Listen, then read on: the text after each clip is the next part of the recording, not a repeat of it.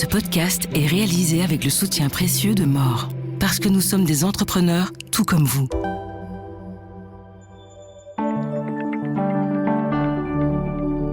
Vous écoutez le Trends des marchés, le podcast de la rédaction de Trends Tendance. Je suis Loïc Streuss et avec notre analyste Jean-Marc Turin, nous revenons sur le record historique de Nvidia, la société qui valait 5 000 milliards de dollars. On démarre sans plus attendre par les principaux chiffres de la bourse. Les bourses européennes ont connu une séance hésitante alors qu'outre-Atlantique, Nvidia est devenue la première entreprise à franchir le cap des 5 000 milliards de dollars de capitalisation boursière. Nous allons y revenir dans un instant sur Euronext Bruxelles. Melexis a publié des chiffres trimestriels en baisse, mais meilleurs que prévu par les analystes. Questfos Growth a bondi après l'annonce d'un changement de stratégie d'investissement et de la distribution d'un coupon de 1 € par action. Lotus Batteries a terminé la séance en queue du Bel 20. Aperam a également connu une séance difficile. Et on poursuit ce trend des marchés avec vous, Jean-Marc Turin. Bienvenue, Jean-Marc. On vient d'en parler. On en a parlé dans le journal. On vient d'en parler sur les résultats du jour. C'est évidemment Nvidia qui devient la première société à capitalisation boursière à plus de 5 000 milliards de dollars. Une question se pose. Où tout cela va s'arrêter ? C'est vraiment la question. C'est vrai que si on regarde Nvidia, n'a pas fait grand-chose depuis la fin juillet. Puis là, tout d'un coup, quelques bonnes nouvelles et on regagne 15%. Si on regarde un peu plus, prend un peu de recul, décembre 2022, ChatGPT est lancé. La capitalisation boursière de Nvidia, c'est 380 milliards. Aujourd'hui, 5 000 milliards, donc c'est x12 en un peu moins que 3 ans. Et pourtant, le paradoxe, c'est qu'aujourd'hui, Nvidia traite en bourse moins cher qu'à l'époque, donc 35 fois les bénéfices, on était à 38 fois à l'époque, et donc ça veut dire que les bénéfices ont progressé encore plus. Donc de ce point de vue-là, la hausse, elle ne semble pas tellement irrationnelle. Après, jusque quand ? Je dirais à court terme, le moindre grain de sable, évidemment, après des mouvements comme ça, peut amener des prises de profit. Imaginez que la réunion, si Trump se passe un peu moins bien que prévu, ça peut, il y avait des attentes, donc ça peut décevoir. Je dirais, à moyen terme, on a entendu hier le patron, le carnet de commandes, il reste très bien rempli, donc à moyen terme, l'image, elle reste quand même plutôt bonne. Évidemment, à long terme, tôt ou tard, il va y avoir un concurrent qui va arriver ou une demande qui va s'estomper. Impossible de dire quand, mais ça ne semble pas imminent en tout cas. Alors, plus globalement, le marché, il progresse, mais on constate qu'il est très concentré autour de quelques valeurs, et ça, c'est un petit problème.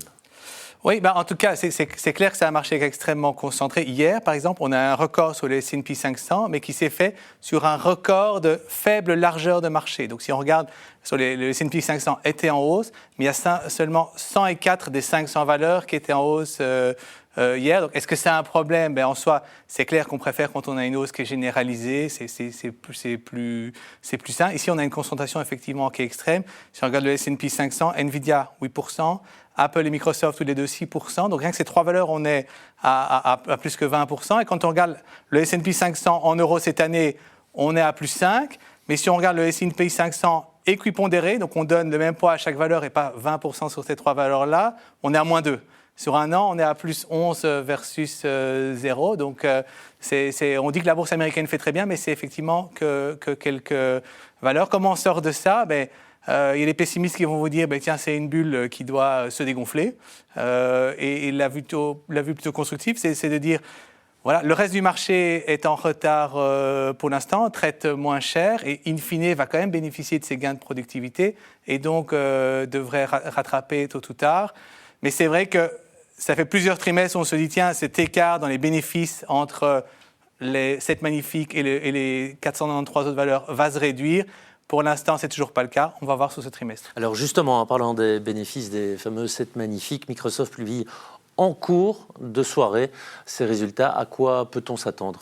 Oui, Microsoft, mais aussi effectivement, il y a Meta aussi. Il y a Meta, il y a Google, demain il y a Apple et Amazon. Donc on est vraiment dans le vif du sujet.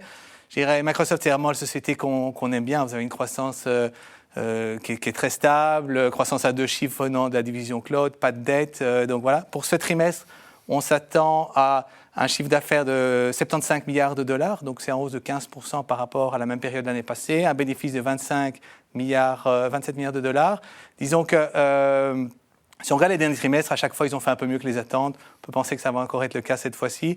Mais disons que ce qui est vraiment attendu, c'est plutôt les commentaires dans tout ce qui est CAPEX, les dépenses d'investissement, notamment dans l'infrastructure IA. C'est aussi les chiffres vraiment de croissance dans la division Cloud, donc la division Azure, où on attend une croissance de l'ordre de 30-36%. Et je dirais aussi, c'est tous les commentaires par rapport à OpenAI. On a eu hier les annonces sur la réorganisation un peu de la structure chez OpenAI qui, pour continuer à croître, pour lever des fonds, le fait d'être une organisation non-profit, ce n'était pas le meilleur setup. Et donc, ils ont retravaillé ça.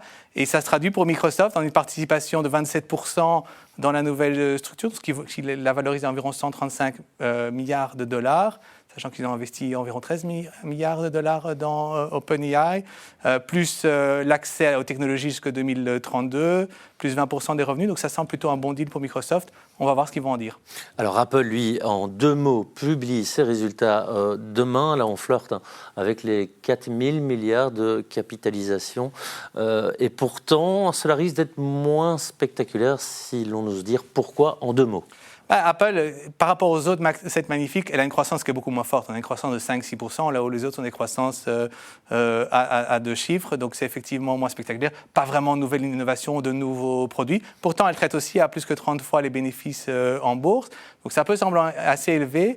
Mais ce qui va se passer pour la première fois cette année, c'est que la division service chez Apple va dépasser les 100 milliards de revenus. 100 milliards, c'est plus que Disney, c'est plus que Tesla, donc ça devient vraiment significatif. Quand on pense aux services, pensez à tout le service de cloud, les photos que vous avez sauvées dans le cloud Apple. Une fois que vous êtes dedans, c'est très difficile d'en sortir, donc c'est vraiment ça qui est valorisé par le marché.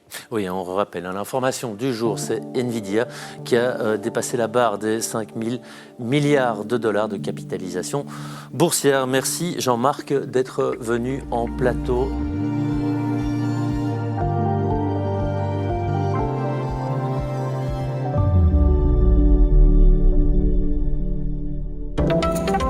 Interrogez-vous sur vos marges pour créer plus de valeur. Gagnez plus sans vendre plus. Analysez vos marges produit par produit et découvrez où l'argent s'échappe ou dort. More, parce que nous sommes des entrepreneurs tout comme vous.